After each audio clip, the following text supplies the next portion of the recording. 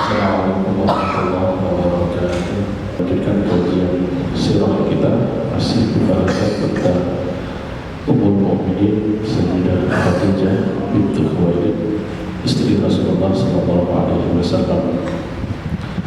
Bapak Ibu kaum muslimin dan muslimat rahimakumullah, pada pertemuan yang lalu kita sudah membahas tentang bagaimana Khadijah masuk ke dalam agama Islam dan merupakan orang pertama, manusia pertama yang percaya kepada Rasulullah dan beriman.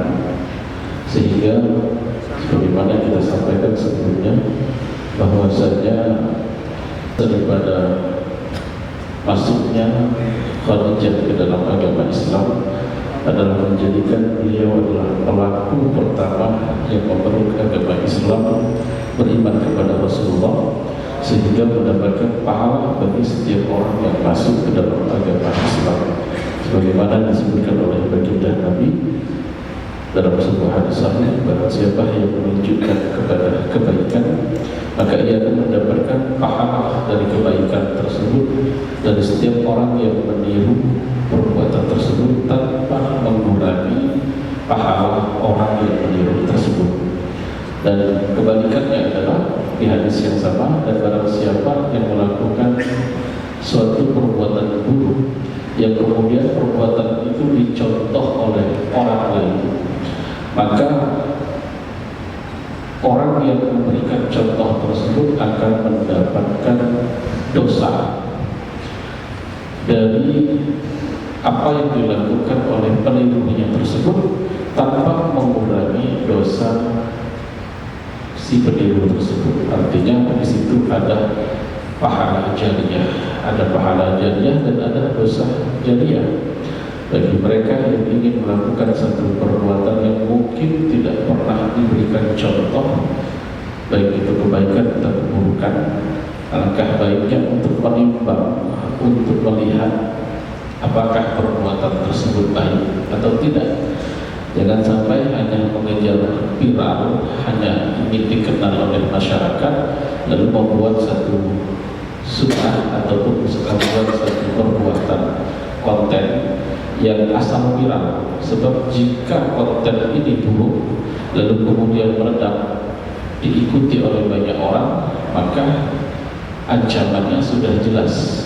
Barang siapa yang melakukan satu perbuatan buruk, maka ia mendapatkan dosa dari keburukan tersebut dan keburukan dari orang-orang yang mengikutinya. Adapun jika perbuatan tersebut adalah perbuatan baik, maka jangan ragu untuk melakukannya, bahkan kalau perlu menyiarkannya, disampaikan kepada semua orang. Sebab kebaikan yang kita buat lalu diikuti oleh orang lain, maka pahalanya pun kita akan mendapatkan imbas daripada para pengikut yang mengikuti apa yang kita lakukan tersebut. Dan ini juga merupakan apa yang menjadi keutamaan daripada Sayyidah Khadijah sebagai manusia pertama yang beriman kepada Rasulullah sallallahu alaihi wasallam.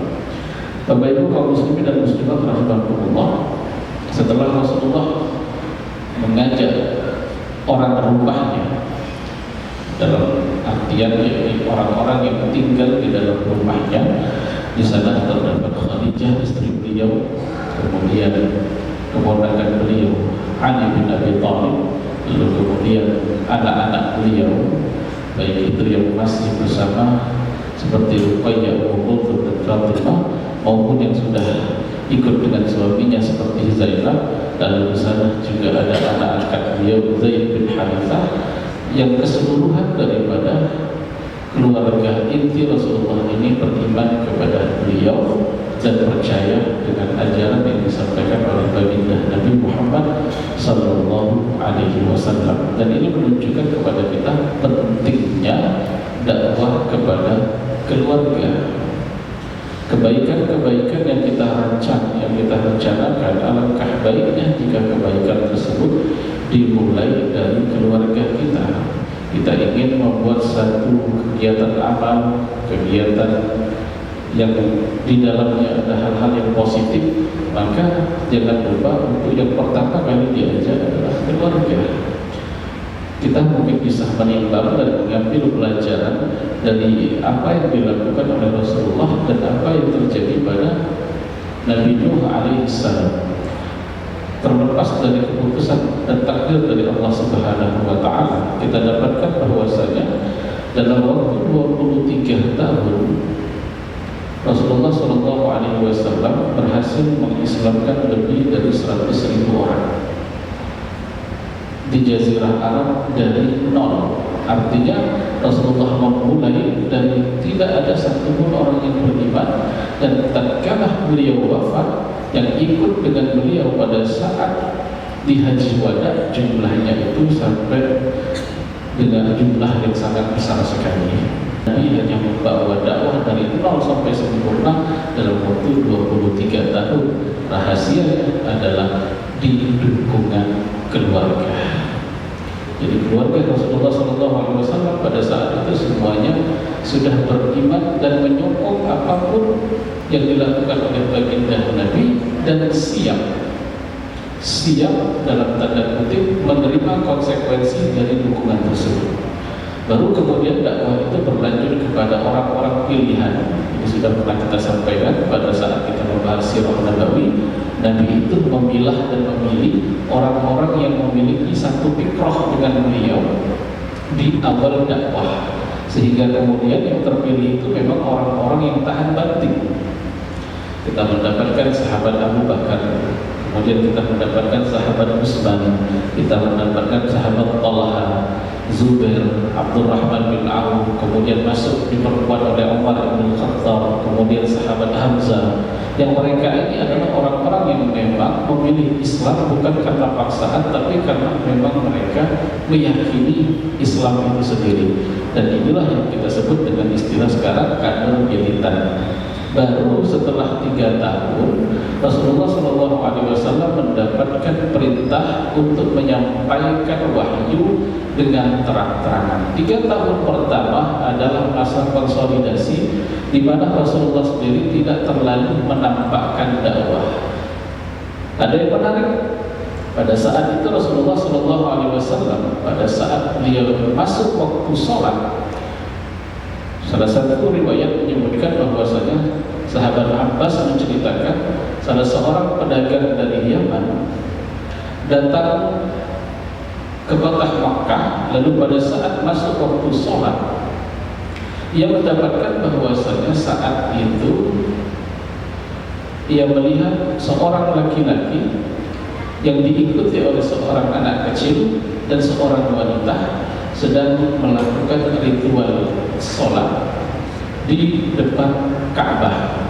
Tentunya sholat ini adalah sholat yang dilakukan oleh Nabi di waktu pagi dan petang.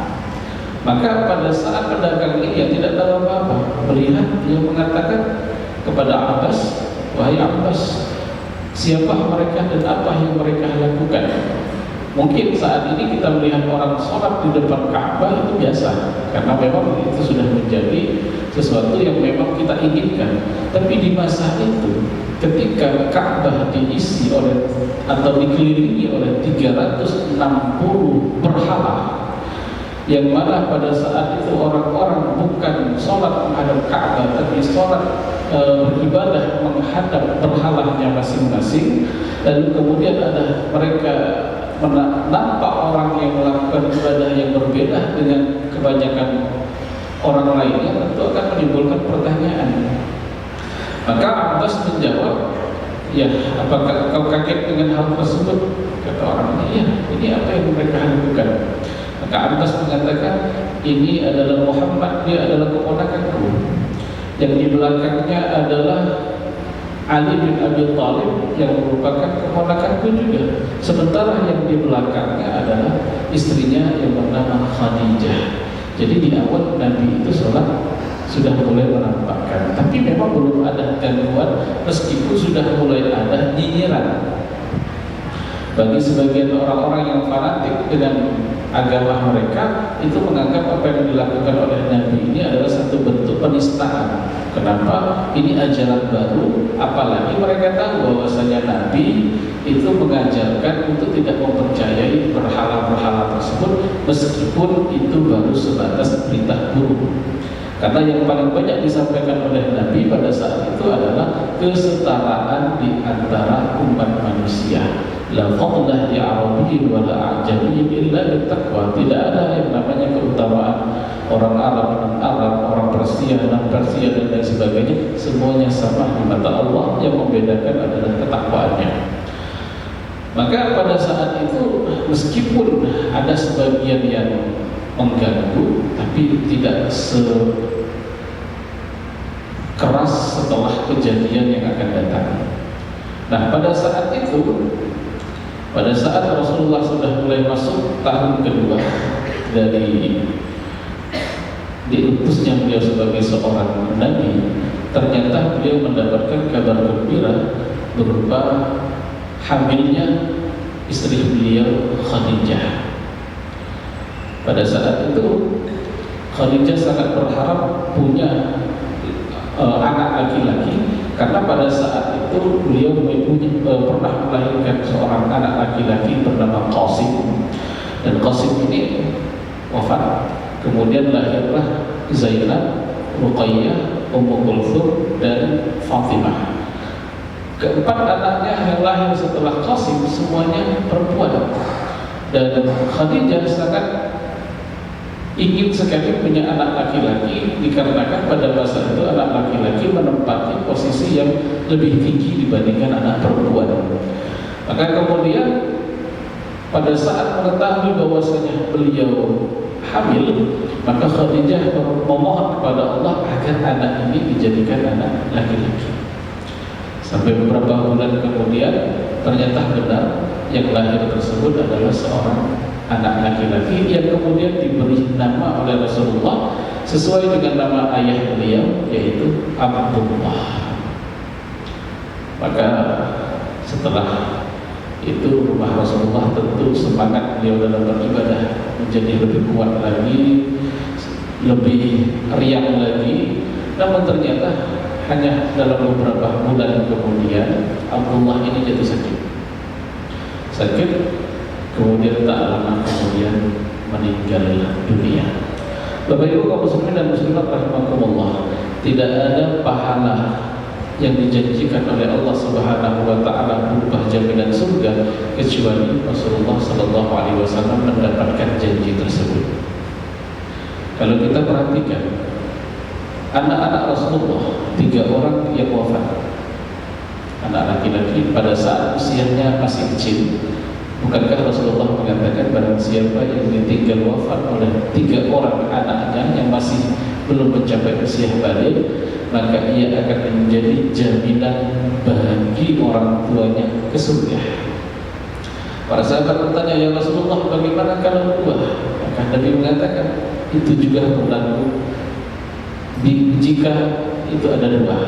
Salah seorang sahabat dalam riwayat lain menyebutkan bagaimana jika 1, maka Rasulullah mengatakan itu juga berlaku jika yang wafat itu 1 orang anaknya. Maka Rasulullah mendapatkan dari pahala dari sisi ketika beliau ditinggal wafat oleh anaknya. Kemudian pahala syahid, beberapa orang ulama mengatakan pada dasarnya Rasulullah wafat bukan dikarenakan sakit biasa, tapi Rasulullah itu dalam kondisi diracun. Rasulullah itu wafat, salah satu penyebab daripada wafatnya Rasulullah adalah pada saat dia menghadiri undangan salah seorang wanita dari kaum Yahudi, yang mana pada saat itu wanita tersebut membaluri daging kambing yang hendak ia hidangkan kepada Rasulullah itu dengan racun yang mematikan, yang 1 gigit saja mati langsung. Maka Rasulullah datang menghadiri undangan tersebut. Pada saat dipersilahkan, salah seorang sahabat yang sudah tidak sabar mengambil, mengunyah dan menelan daging ini, wafat di tempat. Rasulullah yang mengambil daging tersebut dan sedang mengunyah, tiba-tiba mendengar suara dari daging tersebut, karena ini bagian dari mukjizat.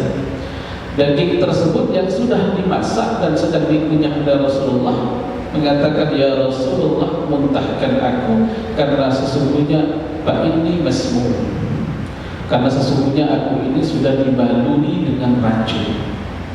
Maka Rasulullah meludahkan daging tersebut. Namun menurut riwayat, sebagian racun tersebut ada yang masuk ke jasad Rasulullah, karena setelah kejadian tersebut Rasulullah mulai merasakan sakit yang luar biasa, dan jaraknya dari sakit tersebut hanya sekitar beberapa pekan sampai Rasulullah wafat. Dan ini juga mendapatkan pahala syahid, karena beliau dalam kondisi bisa kita masukkan dalam kategori mati dalam kondisi diracuni, dan pahalanya juga sangat luar biasa sekali. Tidak ada peluang pahala kecuali Rasulullah mendapatkan janji daripada pahala tersebut. Nah, kemudian kita mendapatkan apa jawaban daripada Abbas pada saat itu, yang mengatakan mereka satu keluarga yang saat ini mereka melakukan ritual, dan hanya mereka dari penduduk Mekah ini yang melakukan ritual tersebut. Kita lihat, Abbas mengatakan hanya mereka, padahal saat itu sudah ada sekitar 80 keluarga yang masuk Islam dan melakukan ritual ibadah tersebut. Namun saking hati-hatinya, saking rahasianya mereka menutupi keislaman mereka, sampai-sampai seorang Abbas itu tidak memiliki informasi tentang hal tersebut. Inilah fase 3 tahun di mana Rasulullah menyampaikan dakwanya secara rahasia, meskipun orang-orang tahu bahwasanya Nabi itu memiliki keyakinan yang berbeda dengan kebanyakan penduduk kota Makkah. Dan keyakinan Rasulullah ini juga yang kemudian memancing beberapa orang tidak menyenangi Nabi, benci dengan Nabi. Ada sebagian orang yang pendek pikirannya, kalau beda dengan dirinya udah musuh gitu ya. Dan itu sampai sekarang masih ada. Kalau ada yang punya pendapat berbeda, sudah dimusuhin. Nah, itu terjadi pada Rasulullah. Dan ini kemudian orang ini ketika Rasulullah ditinggal wafat oleh Abdullah, orang yang sakit hatinya ini bahagia dan mengatakan bahwasanya Muhammad itu terputus, artinya terputus nasabnya, tidak punya keturunan. Atau dalam bahasa Arabnya, Muhammad itu abtar, tidak punya keturunan, tidak ada lagi yang bisa melanjutkan keturunannya. Dan ini terus diulang-ulang terus. Di setiap dia kumpul selalu bilang kayak gitu, kalian tidak usah takut dengan Muhammad, tidak usah khawatir dia mau ngajak orang, karena pada dasarnya dia itu abtar. Bahkan di depan Nabi dia mengatakan, Muhammad, engkau adalah abtar. Dan ini membuat Nabi sangat risau dan membuat Nabi sedih, karena keyakinan dari sebagian atau kebanyakan orang bahwasanya garis keturunan itu ya dari laki-laki, kalau perempuan ya terputus. Dan ini memang dari sisi ilmu nasab memang iya terjadi, karena istri nanti akan membawa nama daripada suami, tidak lagi membawa nama ayahnya. Lalu kemudian turunlah surat Al-Kautsar, inna a'tainaka al-kautsar fasholli li rabbika wanhar inna syani'aka huwal abtar. Wahai Muhammad, sesungguhnya Allah akan memberikan kepada engkau sebuah nikmat yang sangat besar. Dalam riwayat menyebutkan Al-Kautsar ini adalah satu danau yang nanti ada di akhirat, dan danau ini akan dibagikan airnya kepada umat Nabi Muhammad sallallahu alaihi wasallam, atau lebih spesifiknya umat yang diakui oleh baginda Nabi sebagai umatnya. Mereka akan minum dari danau Kautsar, dibagikan minum oleh petugas, dan siapa petugasnya Dalam riwayat disebutkan petugasnya adalah anak-anak orang beriman yang meninggal sebelum usia balik. Mereka yang akan membagikan minuman tersebut dan mencari orang tua mereka untuk diberikan minuman tersebut. Dan siapapun yang minum dari danau Al-Kautsar tidak akan pernah merasakan haus selamanya. Dan ini artinya ketika dalam masa penantian di padang mahsyar orang-orang merasa kehausan dan lain sebagainya, mereka yang mendapatkan kemuliaan dengan minum dari danau Kautsar tidak akan merasakan kehausan. Fasholli li rabbika wanhar, maka sholatlah kepada Tuhanmu lalu sembelihlah. Ini adalah dalil daripada hari raya Idul Adha, karena tidak ada sholat yang dilanjutkan setelahnya itu memotong kurban kecuali sholat Idul Adha. Oleh karena itulah sebagian ulama mengatakan Idul Adha lebih utama dibandingkan Idul Fitri. Dan terakhir, inna syani'aka huwal abtar, sesungguhnya Muhammad orang yang merugikanmu, orang yang menyudutkanmu, orang yang mencacimu dan mengatakan nasabmu terputus, sesungguhnya dialah yang terputus nasabnya. Dan benar orang tersebut kemudian anak keturunannya semua wafat, semua tewas dan tidak memiliki keturunan. Bagaimana dengan Rasulullah sendiri? Apakah Rasulullah memiliki anak keturunan setelah itu? Apakah masih ada keturunan Rasulullah? InsyaAllah akan kita bahas pada pertemuan yang akan datang. Ini saja yang dapat kami sampaikan. Assalamualaikum warahmatullahi wabarakatuh.